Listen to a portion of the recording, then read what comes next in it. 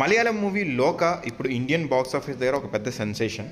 So ఈ lady oriented super hero సినిమాకి రిలీజ్కి ముందే మలయాళంలో అయితే మంచి క్రేజ్ అయితే వచ్చింది.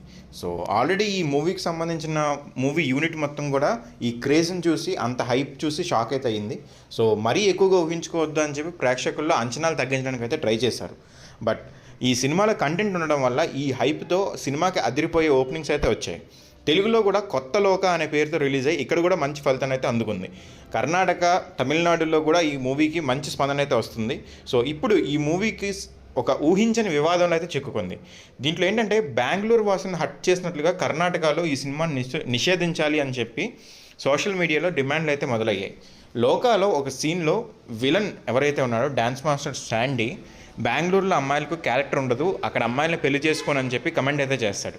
సో ఈ డైలాగ్ బెంగళూరు వాసులకి అయితే ఆగ్రహం తెప్పించింది. దీంతో లోకా సినిమాని నిషేధించాలని సోషల్ మీడియాలో అయితే ట్రెండ్ చేస్తున్నారు.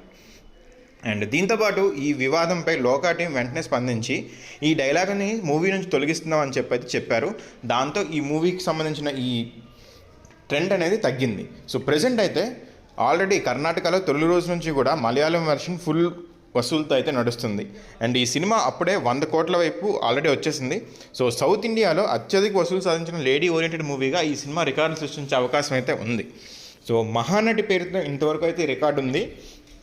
ఇప్పుడు చూస్తున్నట్లయితే ఫుల్ రన్లో 150 crores మైల్ రాయిని కూడా ఈజీగా దాటేసేలా అయితే మూవీ కనిపిస్తుంది. సో ఈ మూవీని మీరు ఆల్రెడీ చూసారా? చూస్తే మీకేమనిపించిందో కమెంట్ అయితే చేయండి. Thank you.